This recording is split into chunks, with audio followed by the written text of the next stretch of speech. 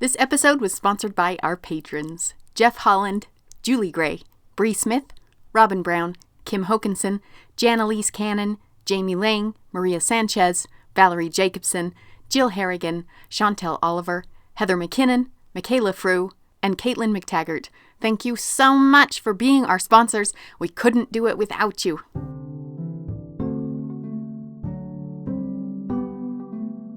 Hi, Olivia. Hi, Katie. I've been thinking about our ancestors a lot lately.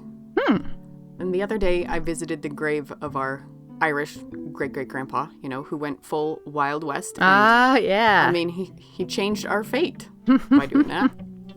And as it turns out, Teresa Lim has been doing the same thing.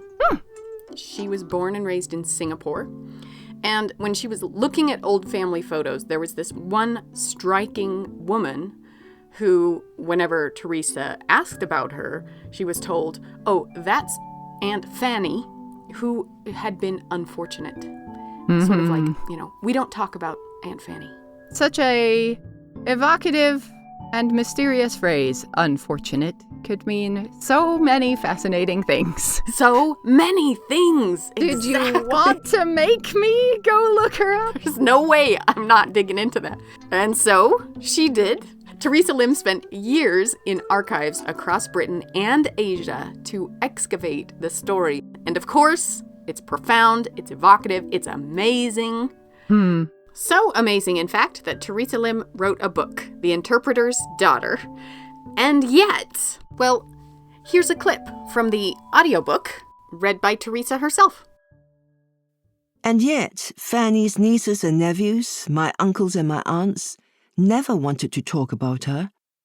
I would learn from them that the stories families leave out have the power to redefine what they keep in. With my family, these were not secrets intentionally withheld, but truths too painful to confront. It was detective work, serendipity, and the kindness of strangers that guided me to Fanny's ordinary, extraordinary life and her world of sworn spinsters, ghost husbands, and the working-class feminists of 19th century South China. There were such happy chances in my research that they made me think more than once that Fanny wanted to be heard, though I would have to wait till the end of writing this book to find the piece of puzzle that was missing. Reclaiming Fanny's story made me realize that to remember is to perform a kind of magic. The simple act of remembering, even momentary or cursory, awards respect to a life however brief or unfulfilled, mundane or wretched, to acknowledge the fact that every individual existence is profound. And context is nearly everything. Context is nearly everything. There is no better argument for the value of studying history. I want that on a t-shirt. Amazing. So, today we are going to 1920s Singapore to witness the remarkable life of Fanny Law.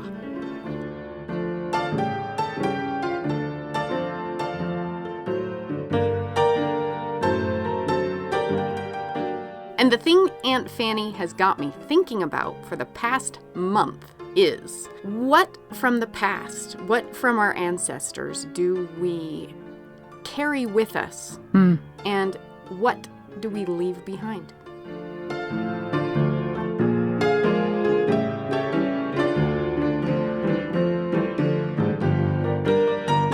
I'm Katie Nelson. And I'm Olivia Mickle. And this is What's Her Name? Fascinating women you've never heard of.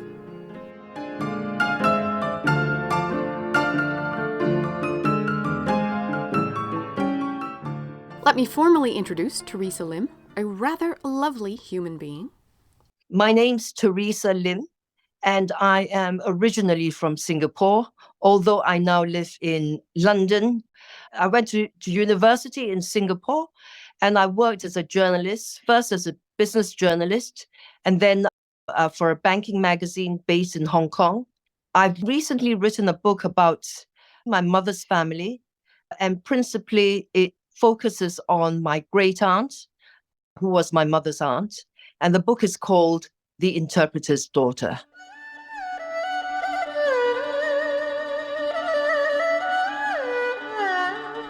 Singapore, 1907. Ooh. Kuan Yi La and Li Tsui Shan are about to have a baby. A big surprise, because they're both about 40 years old. They already have 2 sons and 2 daughters, well on their way to adulthood. They don't have much. They're going to have to jam everybody a little tighter into their 2-room apartment. They're going to have to eat a little bit less. But a young son would bring some welcome good fortune to the family, so it's going to be worth it. And I bet you can guess what happened. They had a girl.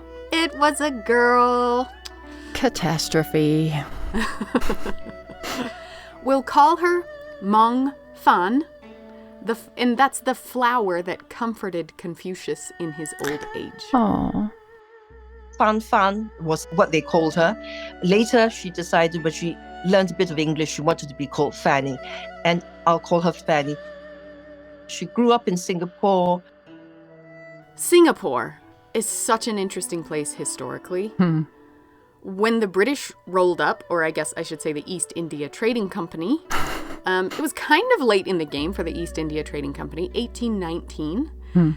And it was a pirate haven, a inhospitable mangrove swamp of an island, but an ideal location if you are aiming to dominate global sea trade. It sits on the southern tip of Malaysia. It's right where the mainland reaches down into the thousands of islands of Indonesia. I had no idea that there was basically nobody there all the way up to 1819. There was 1,000 pirates. Yep. And that's it. Jack Sparrow, clearly you've never been to Singapore. It's such an ideal location because you have China and Japan on one side, India and Europe on the other side.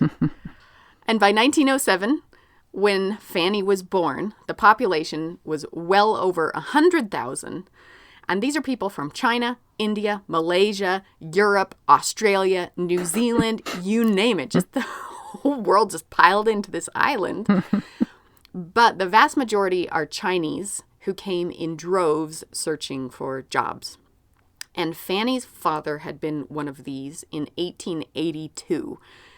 He'd discovered that he had a gift for languages, and he became an interpreter for the colonial British Empire. But by the time Fanny was born, he'd become disillusioned with the impossibility of promotion in the British system because it was Chinese. And so now he manages gambling dens for Chinese laborers, and he's trying to establish a rubber plantation. In Singapore? Based in Singapore for the trade, but the plantation is in Borneo. Okay. He worked for the British. He was an interpreter for the British. He had some English education. He learned English. So he was conflicted partly by the values of the British colonial masters, I suppose, or the British colonial presence. But he was also very much Chinese and held steadfast by Chinese tradition.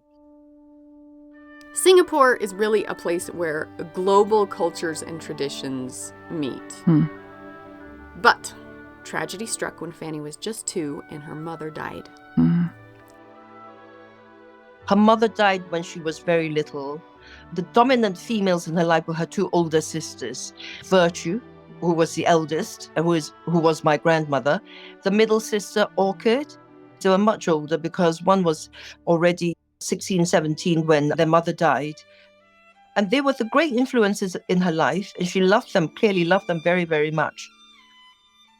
Their 2 older brothers were sent off to college in China, and so at home it was just Kuan Yi La, the father, and his 3 daughters. And I like to imagine these 3 sisters, full of life, dreams of the future, a father who's gone to Singapore to find a new future, not China. And he has absolutely found it. It's a whole new world in Singapore. And his charming, loving daughters were of a different era. And not just a different era, but a different universe even. I mean, Singapore is where Asia meets Britain, meets Oceania, and it's the 21st century when everything is changing, and I feel like all of that is exemplified in this music that we're listening to. It's the Butterfly Lovers Violin Concerto. This is one of the great ancient Chinese folk tales about a tragic romance that Teresa Lim remembers that her grandmother deeply loved. So it's this ancient Chinese folktale being played as a violin concerto. It's a perfect blending of time and place in the world.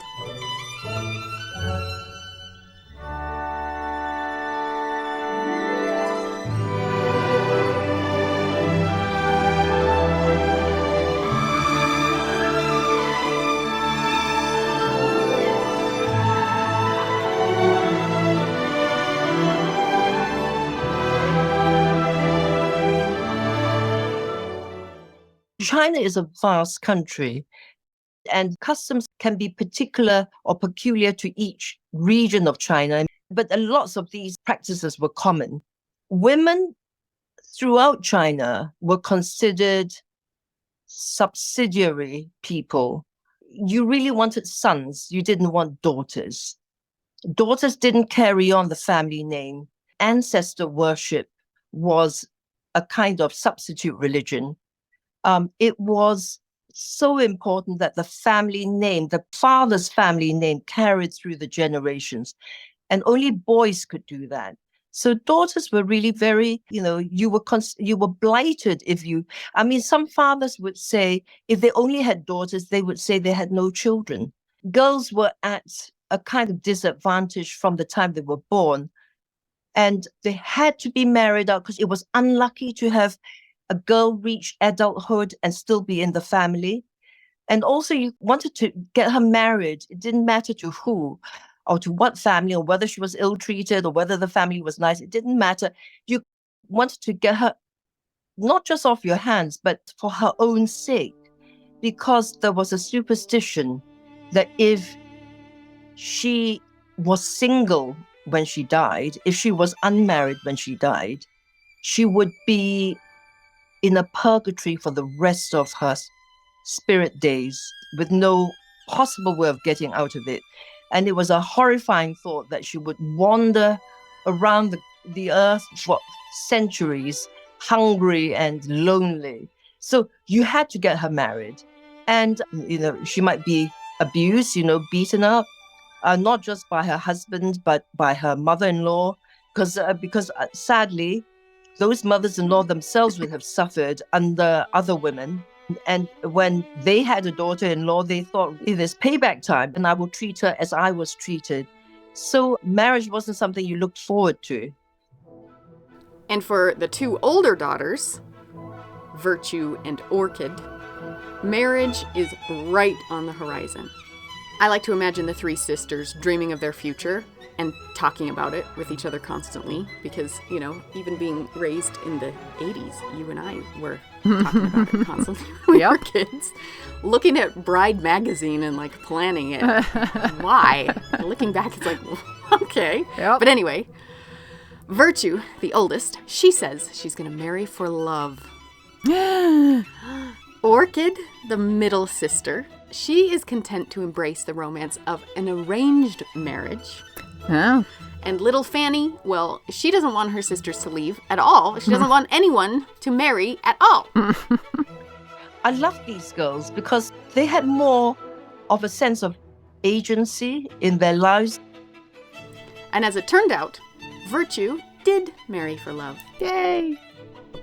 The elder sister, Virtue, married for love, which was very unusual at the time because marriages, even in the early 20th century, were arranged or match made. She met her brother's colleague. Their brothers were teachers, and she met their fellow teacher, fell in love with him, decided she wanted to marry him, even though, he was very, very poor. And against her father's better judgment, she married him. He's becoming a feminist, and he's going to let them do whatever they want to do. Kids these days. that they were happy, they had children. And Orchid, the middle sister, she got what she wanted too. Orchid saw her elder sister marry for love and be very poor and decided that really wasn't for her. So she said to her father, fine, you can make a match for me. And she was a match made to a very wealthy family. So she wanted for nothing. The wealthy family believed that she brought them good luck, because when she married into the family business started to prosper. So they treated her extremely well. It's all looking like happily ever after for the Lost sisters. Cool. But things are not what they seem. Virtue has 3 kids at this point, and her husband is still a poor teacher. What if he changed careers for something with a little bit more money? What if he just went to work for his father-in-law, managing that rubber plantation that's just getting going? It's far away. He'll have to sail to Borneo, but it would pay really well. Sadly, he moved away to work for his father-in-law in British North Borneo. When he moved away to work, he took a concubine. And although that was accepted practice in those days, my grandmother Virtue was devastated because she believed they married for love. She could not accept that there was another woman in his life, even though she would continue to be the main wife. So she did the unusual thing of leaving him, which was totally unacceptable in those days. And a superstition was created to make sure that your daughters never left their husbands, however unhappy they were. And the superstition was, if you took back your unmarried daughter, she would be a curse on your family. Lots of bad things would happen to your family. So therefore, people were frightened of taking their daughters back. But she had no choice. And so she went to her father with her 3 young children. And credit to my great-grandfather. He was a feminist, I think. He took her back. He damned the consequences. But, she was looked down by people. She was unhappy. She knew that in her father's household, the tradition was for your sons to carry on living at home with their wives and their children. She knew that even if her brothers accepted her, probably her sisters-in-law resented her being there. And she tried to not use up very much of the household income. She had a very low status in the household, and she was unhappy. And Fanny knew this. Fanny was still living at home. She was, a young girl.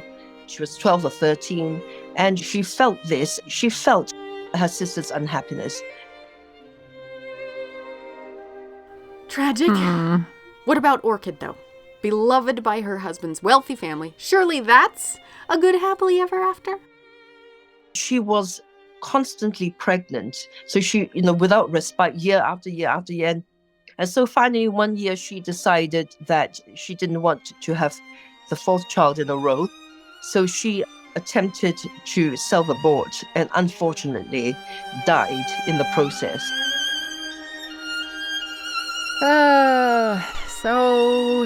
So many women. I think Fanny thought about this very much. And as Fanny turns 16, she's staring her own future right in the face. Marry for love or money doesn't look good. It's not going to either go way. well, yeah. And she's like, I can't be relying on a man all my life. I've got to go to school. She wanted to go to the Methodist girls' school and study in English. And that's what she did. So she started in the lowest class of the Methodist girls' school, age 17. Oh. I love this. She's doing it. She's soaking it up. She's searching for another way. There has to be a different path. Lo and behold, she learns that thousands of women in Canton, China, where her father's from, those women have been searching for another way also. Now, in my great-grandfather's part of China, which was the Pearl River Delta in South China, in the Canton region, girls were treated a little bit differently. So there was less infanticide, for instance, and there was less foot binding because farmers needed everyone to help. So the daughters helped too. And so they had a little bit of value, and there were unusual practices in this small part, is very small compared to the rest of China. In the 19th century, these girls started to be able to earn money, and they began to realize that they could change their lives slightly. They saved up the money, gave quite a lot to their parents, saved some up, and then with that money, they decided that they could maybe pay for their prospective husbands to have a second wife. So the second wife would, or the concubine would, do all the wifely duties and have children and whatnot, and they would live away from the marital home, and they would carry on living at home with their parents, or maybe live in a little independent part of the husband's home. So that was in the late 19th century, but by the 1920s, these girls had created something even more innovative. The silk industry in this part of China really took off, and you had factories springing up in major towns, centralized factories. And these girls they were allowed to move away to the big towns and live in dormitories with other women. They had a taste of independence then, and they were paid really good money. When that happened, they suddenly realized they could actually change society to accommodate their wishes. And they went up to their parents and said, we don't want to marry. We don't even want to marry and then buy our husbands' concubines to do our work for us. We want not to marry, but we don't want to be then considered really bad luck on the family, that we would be ghosts when we die, hungry ghosts, they were called. We want to kind of rewrite the entire structure of this.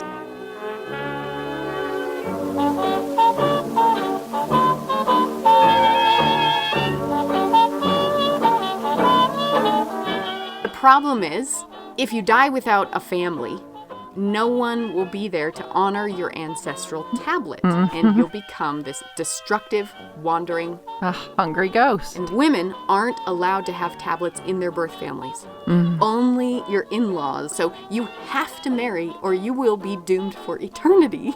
But they found a way out. They said, we will swear in front of the family's gods that we will be pure and chaste, but we don't want to marry. We'll be spinsters always, but we'll be chaste. We'll live with other women. We'll move out of the family house, so that we don't bring bad luck onto the family. Move in with other women with your permission, because that would allow us to have ancestral tablets of our own, so that we won't be wandering ghosts.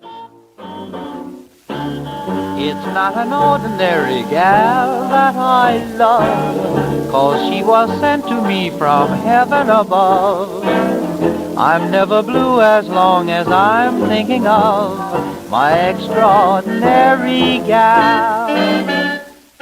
There soon sprang up Buddhist halls of residence for women. For a certain amount of money, they undertook to, when you died, to have your tablet, your ancestral tablet, or your spirit tablet in the shrine, and collectively the nuns would make sure that you were accommodated in your afterlife. I love these women because they were practical, they were quite wily, they were cunning girls, they were spirited women. And Fanny looked to their practices, and she said that she wanted to be like them. And by the time she was 15 or 16, she kind of formulated a plan that if she had an English education, she could find a job. She could maybe think about working and supporting her elder sister. Now, this is quite a revolutionary idea for a young girl of that time. So she goes to her father. Listen, Dad, I got a solution to everything. I'll become a sworn spinster. I'll get a job. I will take Virtue and the kids with me, and we'll set up our own household. Everyone wins. And to his great credit, he agreed. Cool. I think Fanny offering to work and move her sister and family out of the family home and to support them, that was a solution for him. So partly that was it. But partly I think he loved his daughters. He loved them. And that's why they grew up to be so strong-minded and independent-minded, because I think he allowed them to. Because no traditional Chinese husband of the time would accept not just a working wife, but a working wife who then gave all her money to her sister, or indeed might have wanted her sister and children to move in with them. So that was never going to be possible. And I think I have to guess at this. I think partly because she thought her sisters had unhappy marriages, she didn't want to go through what they did, and partly because she thought, well, she didn't want to change her mind about marrying because she wanted to be totally loyal to her sister Virtue, her only remaining sister. Yeah, I love the way you say at the start of each of your podcasts that, you know, you want girls everywhere to know that they can be and do anything. And this was Fanny.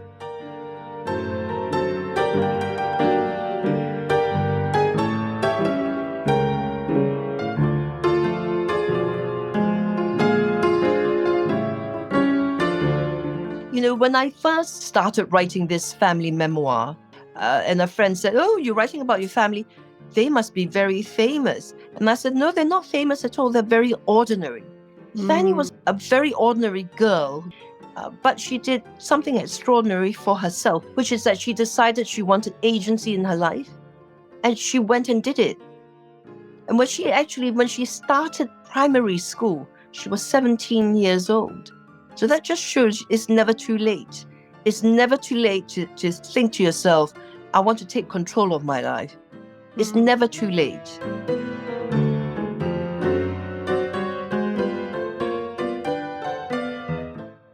I think she saw that her sisters didn't have agency. So, I mean, one was entirely dependent on her husband and what her husband did, and the other the same.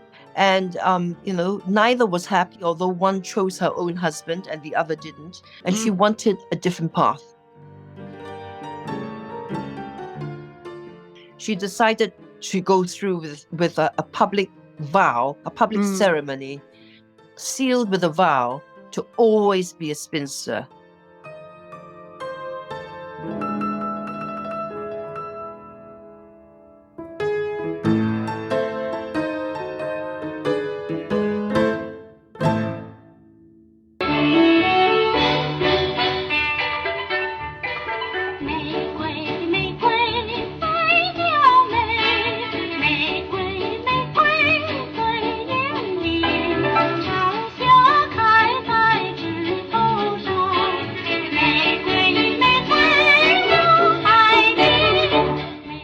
To watch Fanny and her father navigate this space between holding to tradition and blazing a new path, it's so poignant because, you know, what of our heritage do we want to keep?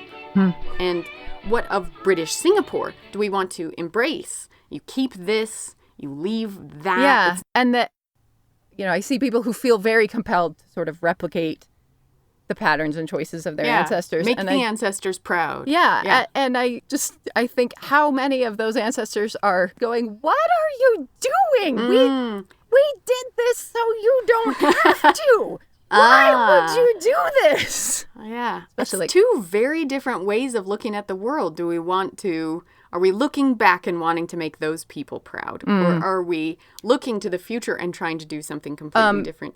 You know, there are many who have taken that charge and say, be a good ancestor. Your responsibility is not to do what you think your ancestors would have wanted you to do. It's to be the good ancestor, to do what your descendants would be proud of, what your descendants need you to do. And I love that framing of your responsibility moves forward, not back. Yes. Which way are you looking? Are you looking back or are you looking forward?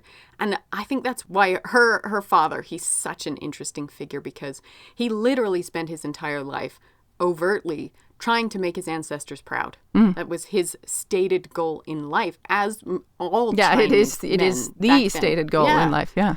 And so he spent his entire life trying to do that, while also looking at his daughters and allowing them to just completely break the mold. So he was like looking forward and back at the same time in a kind of unending struggle, I think. And that's how you make the ancestors proud, in my opinion.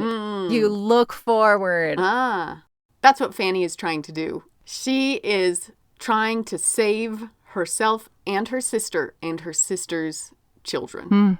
I mean, she sure has set herself a task for this 1920s Singapore. She needs to be able to support herself and her sister's family. She has to go get a job somehow. She's going to be the head of a household. And she's, 20 at this point? And she says, wait, hasn't Hong Kong University just opened to women? What if I do that? No matter that I just started school at age 17. I'm in 3rd grade. I can work hard. Somehow she was accepted, though it looks like she never sat exams. But there must have been, her school advocating for her, sending letters to people or something like that. And off she goes to Hong Kong.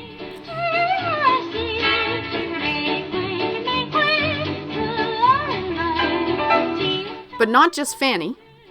Virtue went, and the kids, and their father too. They all made the move, and Fanny's father bankrolled the whole thing. Wow. Even though his rubber business is struggling. They are pinning all their hopes on Fanny's success. So she knuckles down to study hard.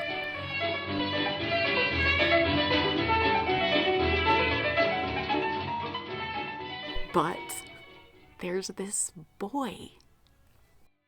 So she goes off to university and she's made this vow, and she arrives, and there is a family friend whose son is at Hong Kong University too. And she meets him, and clearly there must have been a spark between them. My mother didn't tell me very much.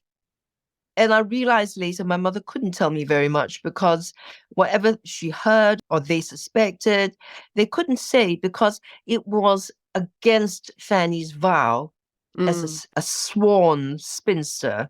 It was against the vow that she made that she even fraternized with a man or even had feelings for a man. So, that was just a taboo subject.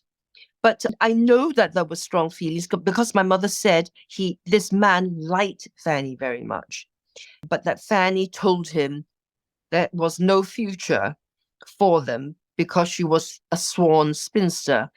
But also, always my mother would bring up, and whenever I asked her to talk about Fanny through the years, she would always say, at this point, there was a man.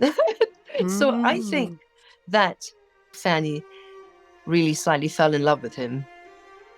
But of course, she couldn't, it was too late.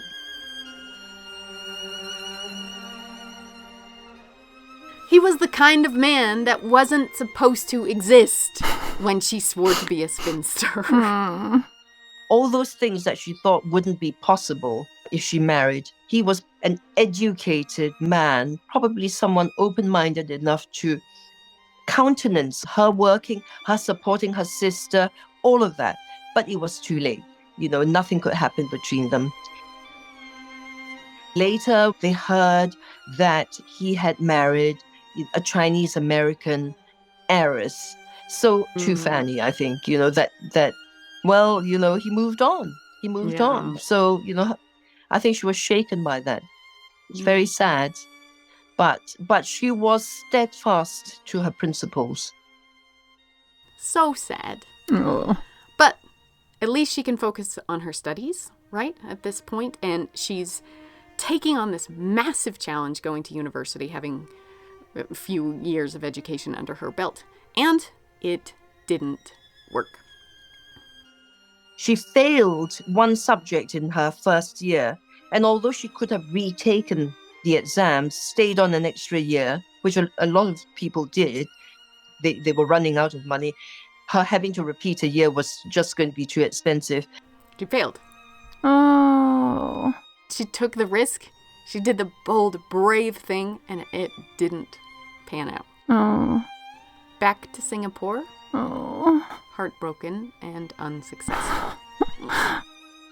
I think she then, anything girlish in her was given up. Her heart was broken. And she then became this very, maybe one-dimensional person. And she's still carrying this massive burden. She still has to provide for the family, even without a university education now. She wasn't light-hearted. She wasn't someone who had fun and games with her nieces and nephews. She was always a disciplinarian, always very strict, who just devoted her life to making sure that they traveled the right path. And maybe if she hadn't taken that vow to be a spinster, she could have had love and supported her sister. But she can't think of that now. There are good men in the world. She needs a job. She went back to Singapore in 1932. But here's the amazing twist. She actually found a job as a teacher and was given a house for her family to occupy, her so-called family, her sister and children, to occupy, which is, when you think about it, for someone in her late 20s, at that time when, women weren't exactly valued for their contribution to society. And my mother said she was paid quite well. Yay! She did it! Like something that they would have told her is impossible. Yeah. That's extraordinary. And I'm so pleased for her, for the Fanny of that time, that she found this job and she could fulfill that dream, that ambition of supporting her sister and her sister's children.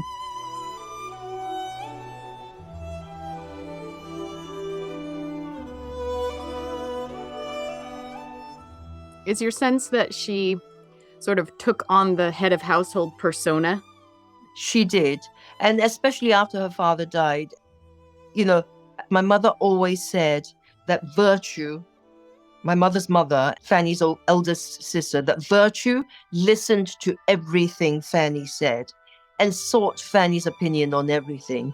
So it was Fanny who decided that my mother should switch schools from a school teaching Latin as a second language to French as a second language. And my mother had to do as she said.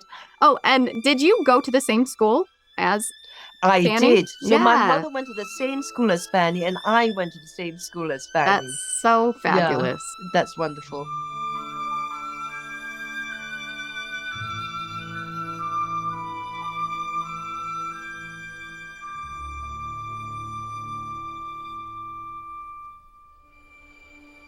So, as we've learned through coronavirus, through COVID and everything else, sometimes, we all make plans, we all live our lives, and then something happens that we absolutely didn't even know was coming. In the late 1930s, Japan is invading China. The stories are horrific and they're true. But in Singapore, that's a world away. That's why one of the reasons they left China. They're like, oh, wow, good thing we're not in southern China right now. Yeah. They thought the Japanese would never make it this far. And even if they tried, Singapore is the British Empire. So never in a million years would Japan dare attack. Malaya was a British colony and Singapore was a British colony. And Singapore was where it had built a huge naval base, a very strategic place to own. It was very supposedly fortified. It was considered that it couldn't ever fall. And so when the Japanese amazingly started bombing Malaya in the north and then started taking over states in Malaya, moving from north to south towards Singapore, even as it was moving down towards Singapore and winning each battle with the British, in Singapore, they didn't believe that Singapore could fall. Singapore is the last holdout. All the refugees from everywhere else are piled into this island where the British are going to make their last stand. It did fall, and it was a shock. It was a terrible shock. It was, the worst defeat. It was a humiliating defeat for the British. Unbelievable defeat. And of course, that had consequences for everyone. First, for British expatriates and the British soldiers who had been moved into Singapore. They were taken prisoners of war, and we know that they were incredibly badly treated. Prisoner of war camps like Changi Prison were notoriously difficult places to survive, unimaginably terrible conditions. That was what happened to the British. But a lot of people forget that the people left behind, there were consequences for them too. And when the Japanese arrived in Singapore, and they knew that there was a large Chinese population in Singapore, and they knew that a lot of these Chinese were, of course, they were very patriotic to China, and a lot of them were also members of the Kuomintang, which was the government that Japan was fighting in China.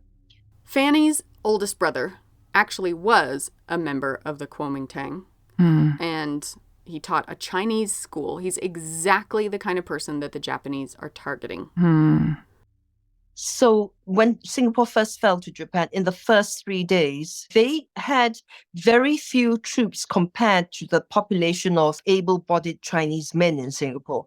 So they knew that if Chinese men in Singapore rose up as one and decided to fight back, they would have a very difficult situation on their hands.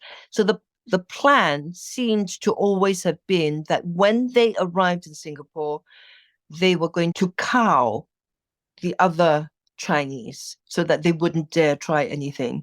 Just as quickly as possible, as sharp as possible. The Japanese commanders allowed their men, gave the men a free pass. They could do anything they wanted. So that was quite a frightening time. And you hear about rapes of girls and, nothing on the scale of what happened in China. But you don't know, right? You can imagine the dread and the fear of people there. People of all races, whether Malay, Indian, or Chinese, they'd all heard stories from China, and they were very frightened. If you're living through that time, you think maybe this is just a start and it's just going to get worse and worse and worse. Fanny was very frightened. She would hide her family. She hid the girls. They by then had moved into a flat. And my mother and her younger sister, she would not allow them to move close to the windows. They had to always remain in the flat and remain hidden in the flat. It's only with the benefit of hindsight that we look back and we say, oh, that was only for 3 days. They started asking men, able-bodied Chinese men, not Indian men or Malay men, but able-bodied Chinese men to report to registration centers. Able-bodied was between the ages of 18 and 50. Roughly about 25% were killed. Fanny had 2 brothers, and the eldest, he was a member of the Kuomintang, and he had his own Chinese language school. He went to one of the registration centers, and miraculously he was allowed home. Unfortunately, he had a relative who betrayed him, who wanted to be on the right side of the Japanese. This was a relative by marriage, not a relative by blood. And he took the Japanese to their block of flats and said, he lives up there. That's the man you want. So the Japanese came along and took him away. I think he was executed within 2 or 3 days of his arrest. And she was devastated. Absolutely devastated. That's when she took the poison. She had got hold of a quantity of rat poison early on, and that was, I think, if the Japanese did commit the abuses that they committed in Nanking in China, which was to rape and kill women, then she would rather take her own life. But when the moment came, she didn't do that. She took it only when she found out that her brother had been arrested. But of course, after she took the poison, the tragedy is that, it's not that easy to die, actually. I mean, especially if you're quite a healthy person, And she didn't go straight away. It took days. And she, her family had to watch her over 3 days. In Chinese tradition, a single woman must not die in the family home. So she's got to remove herself. Now, they were in a tiny flat, but she thought about this, obviously. There was an air well next to the living room, and by the air well, there was a little terrace, just a little terrace. And she perched herself there quite comfortably to begin with, and just waited it out. So they could see her. They could see her. She just waited it out. And my mother felt, she wouldn't let them near them. So she insisted that they handed her food on a tray. But at one point, my mother was near her. And I always remember my mother saying, I thought I saw regret in her eyes, which is, a sad thing. But there you have it. I wonder what she thought. I wonder if she thought she was being like very traditional, upright Chinese women who were admired in history. She took her own life to show her loyalty to her brother, to show her protest against what had happened to her brother. Whether it was that or whether she simply was tipped over into giving up.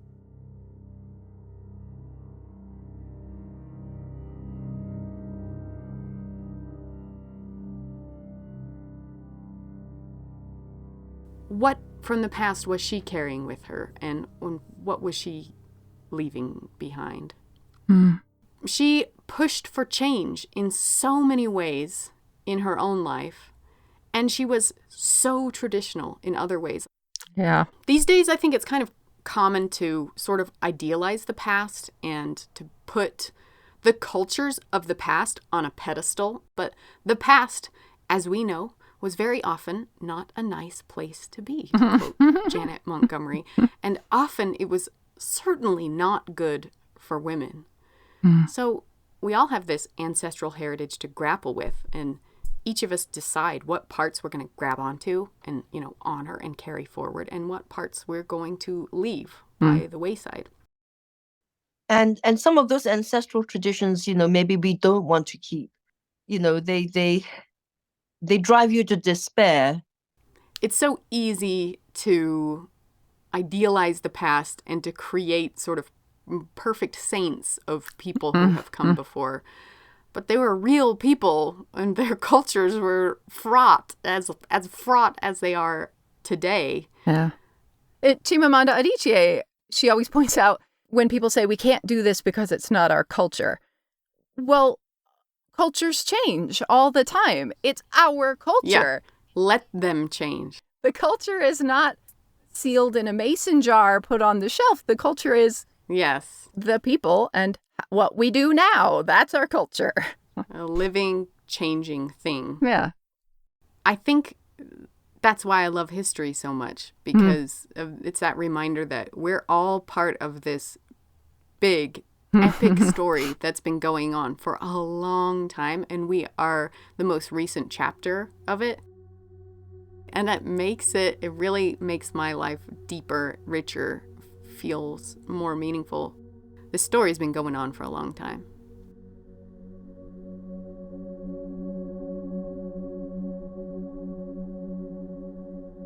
One legacy she's definitely left, which is such a positive legacy, is that she had her nieces and her nephew educated, and they in turn educated their children. And I and my cousins are the beneficiaries of that. My mother herself didn't manage to go to university, but she wanted me to go to university because Fanny had wanted it. And the same with my cousins. They've all done that. And that's a wonderful legacy from Fanny. And one thing Teresa says that she learned in writing her book was that you'll be surprised who remembers you. If Fanny had had her way, Teresa Lim would never have been born. I mean, in a million years, Fanny would not have imagined that someone like me would remember her, because I was never meant to exist. She wanted my mother to be a lifelong spinster like she was. And if she had lived, my mother would never have married. I wouldn't ever have been born. But this child that resulted from a marriage they didn't want has actually, I've remembered Fanny. So you never know. We will all, I think everyone will be surprised by who remembers them. It could be someone you meet only in passing, or it could be someone you've never met at all.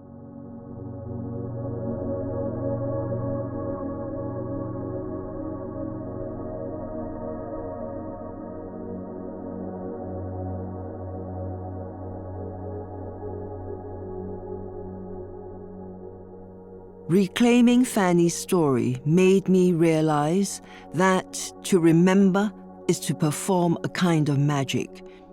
The simple act of remembering, even momentary or cursory, awards respect to a life however brief or unfulfilled, mundane or wretched, to acknowledge the fact that every individual existence is profound. We are each the sum of the families who came before us. We can never shake them off. Therefore, we are never alone. Our tribe is embedded inside us through the genes of our ancestors.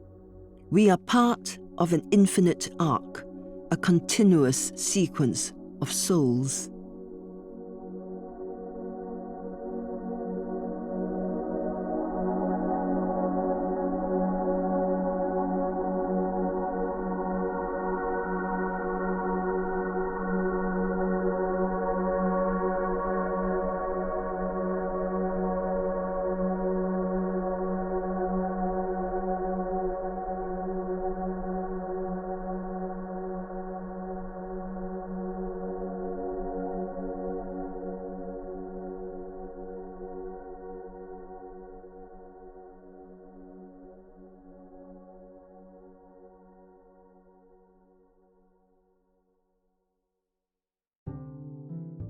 Special thanks to Teresa Lim for sharing the story of Fanny Law with us. Teresa Lim's book is called The Interpreter's Daughter, a Family Memoir, which I highly recommend, and you can find in our online bookshop that supports local indie shops. Clips from the Penguin audiobook were used with permission, and you can find the audiobook on Audible or wherever you get your audiobooks. The Butterfly Lovers was performed on violin by Takako Nishizaki and conducted by Fan Cheng-woo. Other music for this episode was provided by Doug Maxwell, Gene Cardo's Orchestra, Yao Lie, Kevin MacLeod, Jesse Gallagher, and Daniel Foster Smith. Our intern is Katie Boucher, and you, dear listeners, are the most important of all. Thank you so much for donating, and thanks for listening.